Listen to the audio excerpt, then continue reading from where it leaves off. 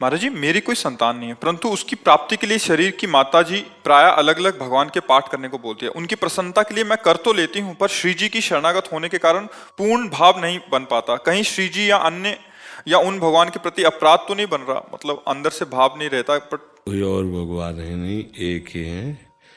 हाँ, उनको विविध नाम है, विविध रूप है, विविध आराधनाएं हैं। हमारी समझ में तो भक्ति के 3 स्वरूप हैं। एक है वैधि, एक है गौड़ी और एक है अनुरागात्मिका।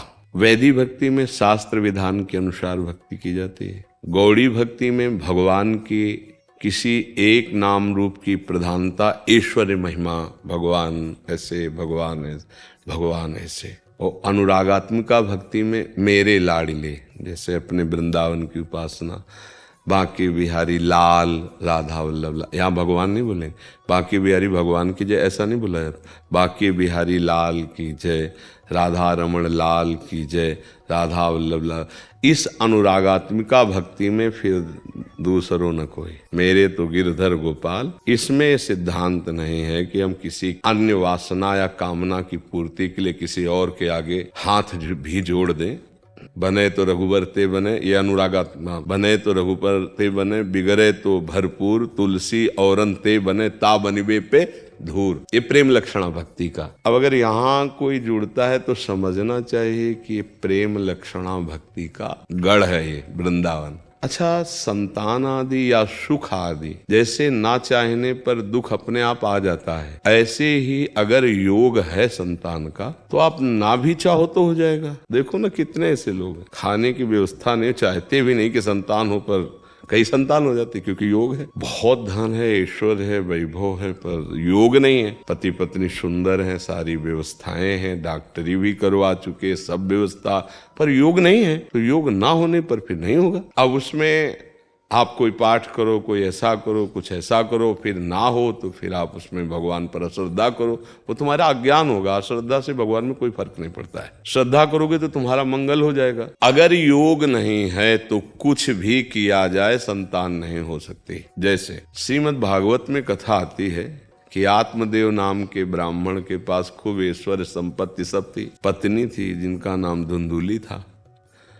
अब पति ने बहुत साधना की, दान पुण्य किया, बड़े विद्वान थे वो, तो सब अनुष्ठान किए, लेकिन संतान नहीं हुई। और हार करके इस बात में जल करके कि अब जाके जंगल में मैं आत्महत्या कर लूंगा, मेरे तो संतान है ही नहीं। तो जंगल में गए तो देखा सन्यासी जी आ रहे थे, तो उनके चरणों में गिर पड़े, रोए बहुत कि भगवान मैं तो यहाँ शरीर ही छोड़ने आया था, क्यों चिंतित हो तुम? बोले संतान हमारे नहीं। तो उनका मैं योग देख रहा हूं, तुम्हारे भाल में संतान की रेखा नहीं है। तो उनका महाराज अब हम तो जिएंगे नहीं अगर संतान नहीं मिला। तो उनका भाग्य में रेखा नहीं है संतान की, मान लो सुखी हो जाओगे। बोले नहीं महाराज हम तो उन्होंने तपोबल से एक फल प्रकट किया और दिया कि अगर अपनी पत्नी को खवा दोगे तो गर्भवती हो जाएगी, बढ़िया संतान होगी, पर तुम्हारे है नहीं भाग्य में संतान ही होगी। फल दे दिया। फल लेके गए, अपनी पत्नी से कहा कि ऐसा है, तो उसने कहा हम खा लेंगे, विश्वास में दे दिया। और उसने अपनी बहन को बुलाया और कहा कि हम तो कभी गर्भ धारण नहीं किया, तुम्हारे तो कई बच्चे हो गए, बड़ी पीड़ा होती होगी प्रसव के समय, 9 महीना पेट में धारण करना, फिर हम कुछ खा नहीं पाएंगी। और कई तरह की कल्पना करके अपनी बहन से कहा कि तुम एक काम करो, तुम गर्भवती हो, मैं नाटक करूंगी गर्भवती का, और जहां संतान हो तो मुझे दे देना और मैं तुम्हें पैसा दे दूंगी, और तुम ये अपने पति को कह देना कि संतान मर गए, ऐसे। और परीक्षा के लिए इस फल को हम गाय को खवा देते हैं। तो गाय को वो फल खवा दिया। अब वो समय से जब उनकी बहन के लड़का हुआ तो वो वैसे ही नाटक पूरा हुआ, पैसा उधर चला गया उधर। अब ये हुआ कि आत्मदेव ब्राह्मण के पुत्र हुआ, बड़ी खुशी हो गई। अब उसने अपने पति से कहा कि पूर्व में संतान ना होने के कारण मेरे वक्षा स्थल में दूध नहीं है, मेरी बहन के लड़का हुआ तो वो पधार गया, तो अगर उसको हम सेवा के लिए बुला लें तो बढ़िया रहेगा। तो बुला लिया, वो बढ़िया बात बन गई, क्योंकि बहन थी। वो इधर समय आने पर गाय के पुत्र हुआ, तो कान भर गाय के, बड़ा ही तेजस्वी, क्योंकि ऋषि का फल। अब देखो भाग्य में पुत्र नहीं है तो नहीं हुआ ना, और आत्मदेव को लग रहा है कि मेरे पुत्र हो गया। अब वो दुराचारी इतना बाल्यावस्था से खेलते हुए बालकों को कुएं में डाल दे, और जब जवान हुआ तो फिर पिटाई शुरू की अपने माँ की और पिता की, सबकी। और मार मार के एक बार तो इतना माँ को मारा कि वो प्राण त्यागने के लिए कुएं में गिरी और मर गए। बड़ा अत्याचार। वो तब गोकर्ण जी से, वो बड़े शांत और शास्त्र ज्ञानी, आत्मदेव जी ने प्रार्थना, बेटा मेरा कल्याण कैसे होगा, मैं तो फंस गया पुत्र मोह में, और ये धूर्त ऐसा पुत्र पैदा हुआ। तो उनका पिताजी, भगवान का आश्रय लो, लोक धर्म का त्याग करो, संतों की समाज में बैठो तो तुम्हें पता चलेगा जीवन का लाभ क्या है। धर्मम भजस्व सततम त्यज लोक धर्मान, सेवन सदा साधु पुरुषं जहि काम तृष्णाम, अन्यस्य दोष गुण चिंतन मास मुक्त्वा, सेवा कथा रसमोह नितराम पिबत्तुम। ये उपदेश किया। वो गए और भगवान का चिंतन करते हुए उनका अब ये घोर पापाचारी पाप करके फिर वैश्याओं के संग उनके प्रभाव से मरा भूत बना। तो उसी के लिए गोकर्ण जी ने भागवत की कथा कराई। तो नहीं हुआ ना पुत्र, सब पूरा नाटक रच दिया गया, लेकिन नहीं हुआ उनसे, क्योंकि भाग्य में नहीं था।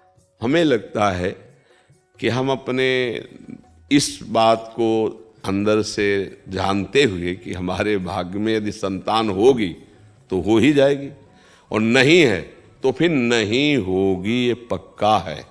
तो होगी तो श्री जी से, प्रियालाल से, और अगर इनसे नहीं होगी तो फिर किसी से भी नहीं होगी।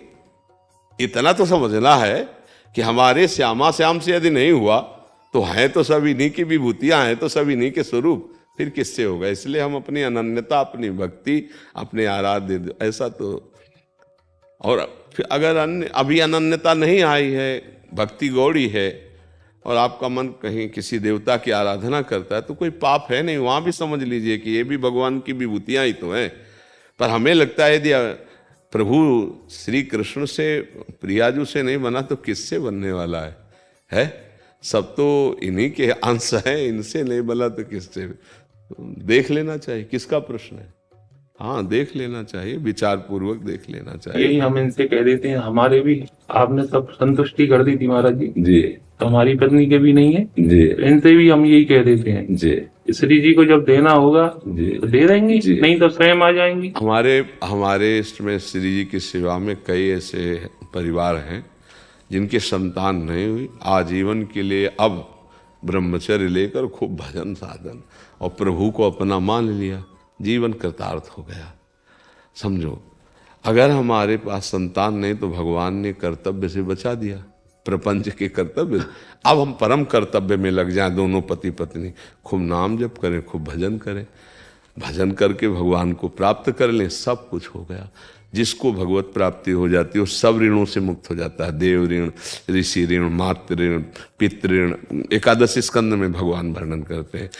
हाँ, अगर कुछ उपाय आदि करने से तो गृहस्थी धर्म है, अच्छा है, लेकिन उपाय के बाद भी यदि सफलता नहीं तो राजी रहना सीखो कि भाई अब हमारे प्रारब्ध में नहीं है, अब नहीं है तो फिर क्या उपाय किया जा सकता है।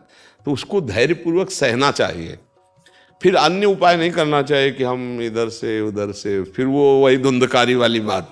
हाँ, उसमें क्या होगा कि जैसे आपकी संतान है तो आपके अंश से पैदा है, आपका स्वभाव, माता पिता का रूप और स्वभाव जाता है पुत्र के ऊपर, पहचाना नहीं जाता। तुम उनके लड़के हो क्या?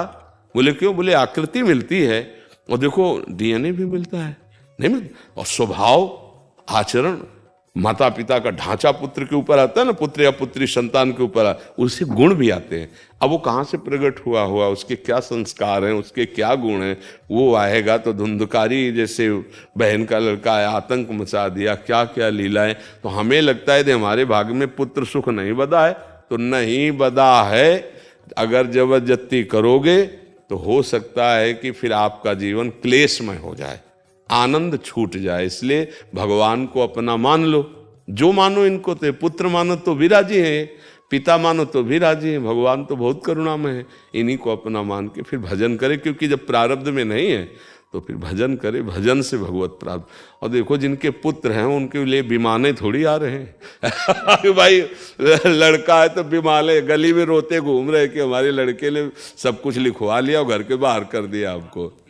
आए बहुत से लोग तो महान दुखी हैं, हाँ तो संतान से दुखी। हाँ तो इसीलिए नाम जप करो। अच्छा, संतान हुई, कुमार्गामी हुई, जेल गई, पूरा जीवन जलता है माता पिता, ये क्या पूरा माता पिता जीवन भर जल।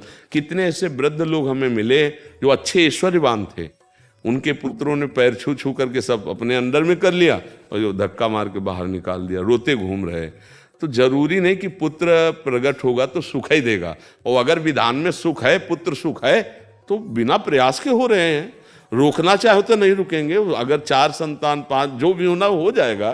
देखो ना गांव में, देखो ना, खाने को नहीं 4-4 लड़के हैं। तो हमें लगता है भगवान के आश्रित रहे और जैसे प्रभु हमें रखे हमें राजी रहना चाहिए। इधर उधर ज्यादा परेशान नहीं होना चाहिए, नहीं उसमें धोखा भी हो सकता है, जीवन अशांत भी हो सकता है।